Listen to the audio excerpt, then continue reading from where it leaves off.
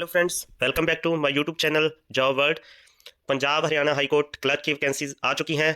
क्या है एज, क्या है सैलरी और कितनी है पोस्ट, आइए ले चलता हूं आपको मैं नोटिफिकेशन की तरफ।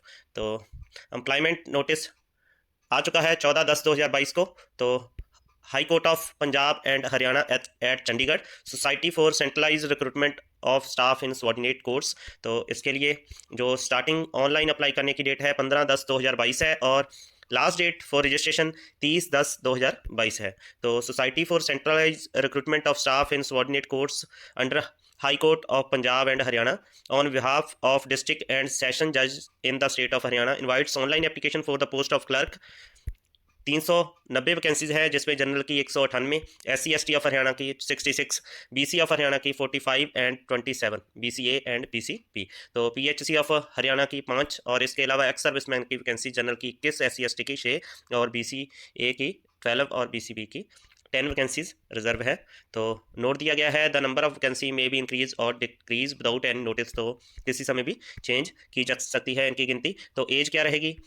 जनरल के लिए एज 18 से 42 साल, SC/ST ऑफ हरियाणा के लिए 18 से 47 साल, BC ऑफ हरियाणा के लिए 18 से 47 साल, एक्स सर्विसमैन ऑफ हरियाणा 18 से to the extent of his military service added by 3 years provided he has rendered continuous military service for a period of not less than 6 months before his release and he was released otherwise by way of dismissal or discharge on account of misconduct or inefficiency। तो 18 से लेके जितनी service period है तो उसको add करके जितनी भी एज आएगी तो वो एलिजिबल है। PHC ऑफ हरियाणा के लिए 18 से upper age is relaxable by 10 years from their original category subject to maximum age of 55। तो 55 से कम और जितनी एज है प्लस 10 ईयर। तो इन सर्विस एम्प्लाई के लिए 18 से 45 साल। In case of person already in the employment of the Punjab Haryana government, other state government or the government of India High Court, other subordinate courts and duty Chandigarh। तो unmarried women, wives of military personnel who are disabled while in military service, widow or legally divorced woman 18 से 47 साल, person who have already worked or presently work on ad hoc contract work charge daily wages in the department board corporation of Haryana government। तो 18 plus equal to the period of experience on ad hoc contract but less than 55 years. तो 55 से कम और जितनी ad hoc पे service हो चुकी है उसको ऐड करके आपकी एज में तो इतना आपको रिलैक्सेशन मिलेगा। क्वालिफिकेशन तो degree of bachelor of arts और बैचलर ऑफ साइंस और equivalent thereof from a recognised university. तो इसके अलावा आपको कंप्यूटर प्रोफिशिएंट चाहिए, proficiency in operation of computer. तो the applicant fulfil the condition of qualification on the last date of receipt of application 30/10/2022 से पहले आपकी graduation and proficiency in computer must है। Disqualification no person who has entered into or contract a married with a person having a spouse living or who having a spouse living has entered into or contract a marriage with any person। तो आप ineligible हो जाएंगे, disqualify होंगे यदि आप ने contract marriage की है, आपकी ऑलरेडी मैरिज हो चुकी है। Pay and allowance, salary pay and allowance of the recommended candidates will be govern by as per rules of issued by government of Haryana duly adopted for the subordinate courts of Haryana from time to time। तो आपको allowance मिलेंगे, salary as per guidelines. Nationality, domicile and character of person as per Haryana subordinate court establishment. तो उनके rules के हिसाब से 1997 के हिसाब से आपकी नेशनलिटी, डोमिसाइल एंड करेक्टर होना चाहिए। For regular government employee the applicants who are in service of Punjab Haryana government or other state government or government of India High Court, other subordinate courts and duty Chandigarh while applying should obtain no objection certificate। आपको head of office और department से लेना पड़ेगा। For person who have already worked or presently working on ad hoc or daily basis or any contract, candidate availing the benefit of age reduction have to submit their experience certificate from the head of department or head office। तो आपको इसका experience certificate चाहिए यदि आप contract और ad hoc पे काम कर रहे हैं। एक्स सर्विसमैन ऑफ हरियाणा को भी अपने एक्स सर्विसमैन का सर्टिफिकेट चाहिए। तो डिटेल्स ऑफ फीस क्या है?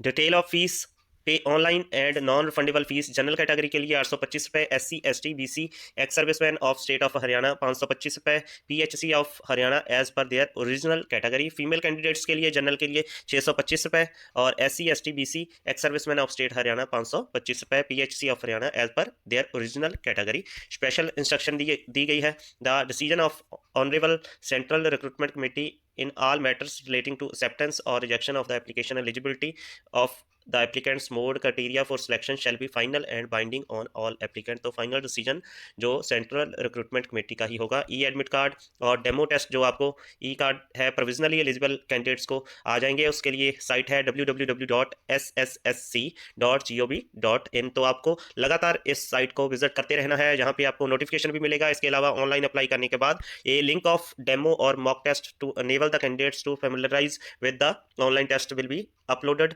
15 days prior to the date of exam. तो आपको एग्जाम से 15 दिन पहले डेमो टेस्ट के लिए भी यहाँ से तैयारी करने को मिल जाएगा कि कैसा रहेगा टेस्ट और क्या पैटर्न होगा। तो applicant are advise to visit the website www.sssc.gov.in and check their email accounts inbox as well as spam box regularly for updates. तो टेस्ट सेंटर कौन से रहेंगे? Examination can be conducted anywhere in the state of Punjab, Haryana, UT of Chandigarh and Jammu and Kashmir, Himachal Pradesh and Delhi NCR. तो वहाँ आपको preference पूछा जाएगा। तो जिस सिटी को आप अच्छा मानते हैं, जहाँ फिर आपके नज़दीक पड़ता है, तो वहाँ से आप उसको अडॉप्ट कर सकते हैं, आप चूज कर सकते हैं टेस्ट सेंटर को। डेट ऑफ एग्जाम जो रहेगा वो नवंबर या दिसंबर 2022 में लिया जाएगा। इसके अलावा मोड ऑफ सिलेक्शन क्या रहेगा? 2 आवर्स ड्यूरेशन का एग्जाम होगा, जिसमें जनरल नॉलेज और इंग्लिश कंपोजिशन, जनरल नॉलेज के ऑब्जेक्टिव क्वेश्चन होंगे जो 50 होंगे। इसके अलावा इंग्लिश के ऑब्जेक्टिव क्वेश्चन 20 होंगे। इसके अलावा सब्जेक्टिव ऐसे लेटर प्रेसी ट्रांसलेशन 30 मार्क्स का होगा और आपको 33% इन ईच सब्जेक्ट,